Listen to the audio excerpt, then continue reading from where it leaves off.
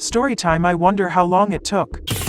I 15 male have a pretty huge deep dark secret. When I was 13 I had this group of friends, and we always hung out in graveyards. One night while we are just messing around, we notice there's a crypt that's partially open. It's definitely big enough for something to get in or get out. Naturally we think this is an invitation to bet one of our friends won't go inside, and count to 100. We all decide it should be our friend, Andy, that goes in, and eventually he does it. At first everything is fine, but after Andy is in the crypt for about 10 seconds, something happens that will haunt me for the rest of my life. One of the other guys in the group thinks it will be funny to close the crypt. Andy is just gone. We can't see him or hear him anymore, and we panic. We all stand there and decide to never tell anyone what happened. The entire time the town searched for Andy, I always knew where he was, and when they were calling his name, I already knew he couldn't hear them. Till this day, Andy still has never been found. Every time I pass a cemetery, I wonder how long it took him to stop screaming. Story time. I could feel them moving. If you get grossed out easily, I would stop reading here. The worst thing that ever happened to me is actually pretty disgusting. Even though I have no one to blame but myself, I admit that I don't have the best hygiene. I don't shower every day, and I probably only brushed my teeth once a month. I didn't really think this was a problem, but not brushing my teeth almost killed my. This one day I wake up in the middle of the night because I'm in so much pain. I have this huge cavity, so I thought something about it was just bugging me. I looked at it and I didn't see anything, so I took some medicine and ignored it. The next day, I noticed that my sinuses feel really weird, almost like they're full, and there's lots of pressure. When I blew my nose, this really thick green and black stuff comes pouring out of my nose, and that's the very first time I feel it. Something was moving around in there. The more I focused on the moving, the more it seemed like it was all in my head, so I ignored it. Weeks go by, and I can't chew anything on top of it smelling awful every time I inhaled. Eventually, I was in so much pain I couldn't ignore it anymore. I finally go to the emergency room, and a part of me still can't believe what they found. I had larvae living in my face, but not just my face, in my mouth too. I had never noticed worms in the tissue when I blew my nose, but the stuff that came out was so thick I probably just missed them. The doctors thought the worms got in through my cavity and ate their way up. I expected that was the worst of it, but then they explained the infestation was also in my brain. They weren't able to remove the worms, but did kill them. Now I brush my teeth every day, and I just have to live with knowing there are worms in my brain. Sometimes I still think I can feel them moving. Storytime. I think it's still in here. I 16 female went through something about a month ago that still scares the shite out of me. One night I was up late because I didn't finish my homework, and it started raining. I love thunderstorms, so I wanted to watch the lightning. The best place to do that is in my living room, because there's a ton of windows, and there's also this fireplace. The fireplace is really old, and we never use it, but it's open, and there's nothing covering the giant space. I was sitting there watching the lightning when I started to hear this noise coming from the fireplace. At first I ignored it, but I kept hearing it, and then I realized it would stop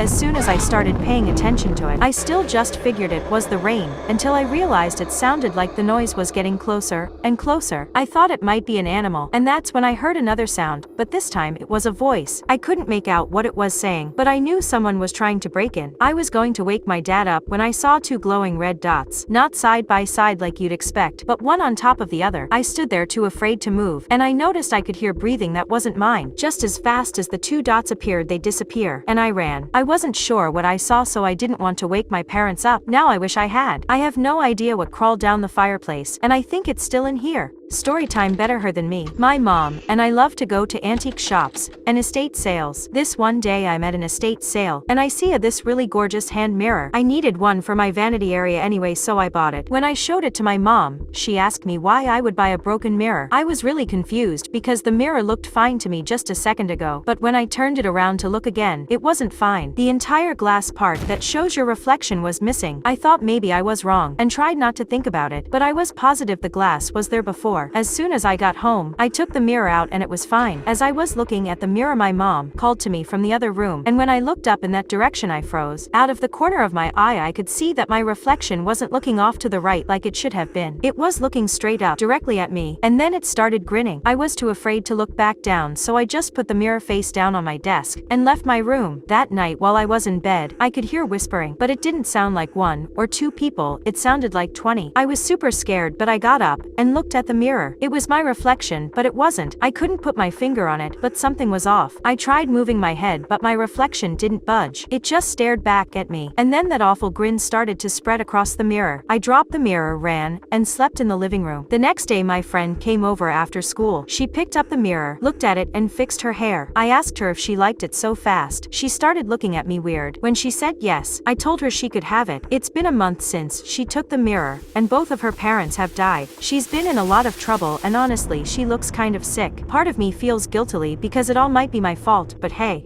better her than me. Storytime: what really happened to them. My grandfather had always been a talkative man, but there was one story he would only tell when pressed. He was a young search and rescue volunteer in Russia back in the late 1950s, and he had been a part of the team sent to investigate the Dyatlov Pass incident. As he and the other rescuers reached the grisly scene, they found the hikers' campsite in chaos. The tents were slashed from the inside. The bodies were frozen, contorted, and scattered in the snow. Some of them were dressed only in their undergarments despite the freezing temperatures, and their skin was a weird shade of orange. Some even had horrific injuries like broken bones and internal trauma, but there was no sign of anything being wrong on the surface. This sent shivers down the spine of every rescuer. But what my grandfather never shared publicly was what he saw when they ventured further into the mountains. Deep in the snowy wilderness, they discovered 3 of the hikers huddled together, their faces etched with terror. They were alive, but barely. One of them uttered words my grandfather could never forget. He said, "They watched us from the trees," and his eyes darted towards the forest, but there was nothing there. The survivor's eyes held an eerie emptiness, and he refused to speak further about what had happened that night. My grandfather was haunted by the encounter, and would only say that the mountains held secrets, and some horrors were better left hidden. To this day, I can't help but wonder what truly lurked in those woods during the Dyatlov Pass incident, and what my grandfather witnessed that he never dared to reveal. Storytime: don't ever let them in. A few years ago, I had an experience that still haunts me, and it was a night I will never forget. It was a cold evening when I heard a soft knocking on my front door. I wasn't expecting anyone, so I approached with caution. Through the peephole, I saw 2 children, probably around 10 or 11 years old, standing on my porch. Their appearances were unsettling from the start. They wore outdated clothing, like something from another era, and their eyes were the stuff of nightmares. Their irises were completely black, void of any discernible white or color. My heart raced, but something compelled me to open the door. The taller child, a boy, spoke in a monotone voice, asking to come inside and use my phone. He claimed they were lost and needed to call their parents. My instincts screamed danger, and I should have refused, but the fear in their eyes made me hesitate. That's when I noticed something even more horrifying. The boy and his companion were starting to merge into one boy. They stared down at the ground, as if they were concealing their unsettling gaze. I stammered out a lie about not having a phone, and as I began to close the door, a sense of overwhelming dread washed over me. The children grew insistent, pleading for entry, their voices growing more desperate, their eyes never leaving the ground. I finally mustered the courage to slam the door shut, and a wave of relief washed over me. But the feeling of unease lingered. I checked through the window, and the children were gone, vanished into the darkness without a trace. Since that night, I've heard stories of similar encounters with the black-eyed children. I don't know what they wanted, but if they ever knock on your door, don't ever let them in.